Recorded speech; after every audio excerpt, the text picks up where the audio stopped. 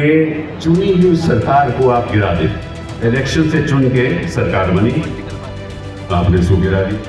8 ऐसी सरकारें हिंदुस्तान में गिराई गई। मेघालय में गिराई गई, मणिपुर में गिराई गई, उत्तराखंड में गिराई गई, मध्य प्रदेश में गिराई गई, अभी महाराष्ट्र में गिराई गई, कर्नाटका में गिराई गई, अरुणाचल प्रदेश में गिराई गई।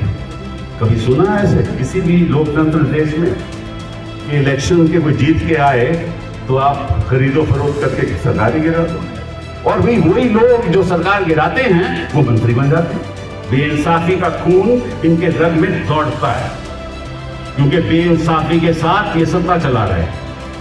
उधर हरियाणा में क्या हुआ, पुलिसकर्मी कहते हैं पुलिसकर्मी उनसे मिल गए, आरोपियों से मिल गए, 2 लोगों को जला दिया है। यूनिवर्सिटी में लोग हिंसा करने चले आए। वो यूनिवर्सिटी में ये काम होने वाला है कि लोग अब यूनिवर्सिटी में हिंसा किया करेंगे, स्टूडेंट्स को यूएपीए में आप बंद करेंगे।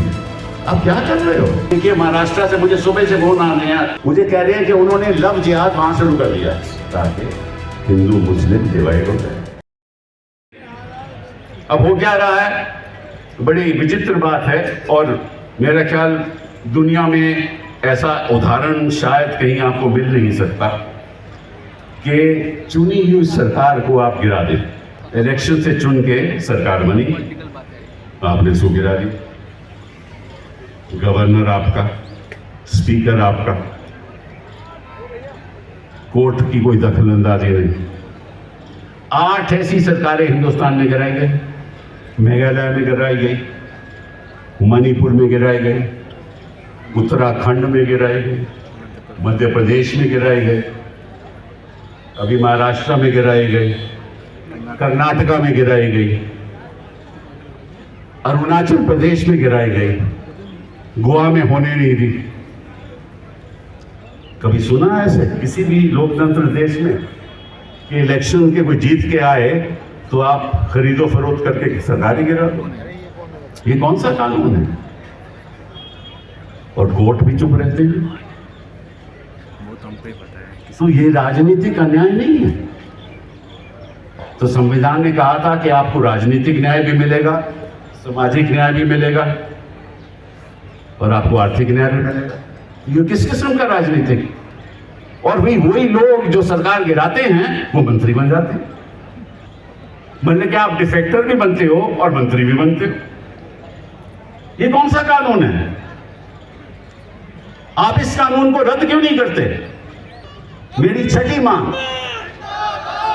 एक मिनट बेटा, मेरी छठी मांग कि जो आदमी डिफेक्ट करके दूसरी पार्टी में चले जाए, ताकि मैं कांग्रेस से जीता हूं मैं बीजेपी चले जाऊं, या बीजेपी से जीता हूं कांग्रेस में चले जाऊं, तो उसको 5 साल इलेक्शन लड़ने की इजाजत नहीं होनी चाहिए। उसको 5 साल कोई पब्लिक पोस्ट नहीं मिलनी चाहिए।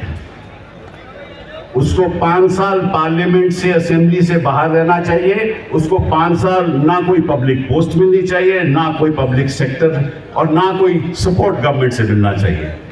देख लो, अगर मोदी जी ये कर दें, कल से कोई डिफेक्शन नहीं होगा।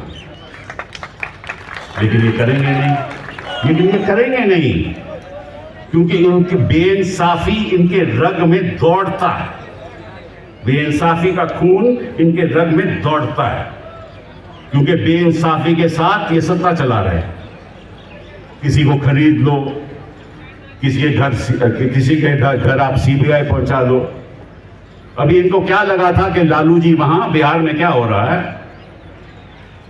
ये सोच रहे थे कि भैया वहां तेजस्वी साहब और जेडीयू इकट्ठा हो रहे हैं ना, तो कुछ पुराना मुकदमा, फिर उसको लालू जी को मुख्यमंत्री छोड़े हुए कितने साल हो गए। अभी इनको याद आया कि उनके घर पे छापा लगेगा। अभी दिल्ली में ही क्या हो रहा है, अभी हिंदुस्तान देखिए, जो ईडी है ना, वो जब हिंदुस्तान के नक्शे को देखती है ना, बड़ा विचित्र नजारे से देखती है। वो केवल वही स्टेट्स देखती है जहां विपक्षी दल की सरकार है। वहीं पे उनको लगता है कि रास्ता यहां आसान है, और जहां भाजपा की सरकार है वो तो रास्ता ही बंद है, वहां तो ये जाते ही नहीं। तो ईडी के हिसाब से, ईडी के नजरिए से हिंदुस्तान का नक्शा एक अजीब नक्शा है, जहां ईडी जा सकती है, जहां ईडी ने जाना नहीं, जहां सीबीआई जा सकती है, जहां सीबीआई ने जाना नहीं। तो ये एजेंसी किस लिए काम कर रही है?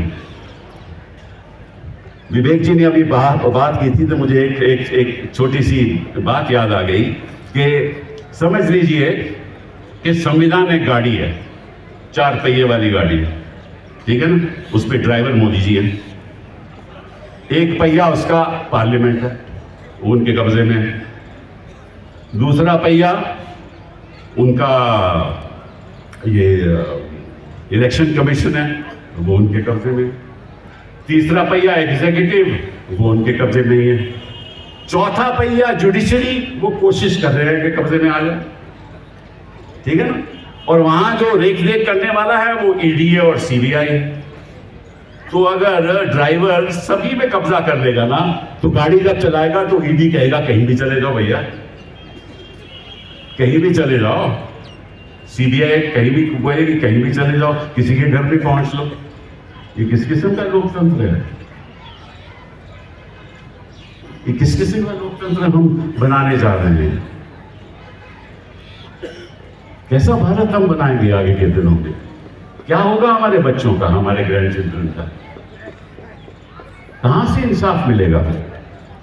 और इंसाफ की हम जो देख रहे हैं ना अदालतों में, वो क्या हो रहा है?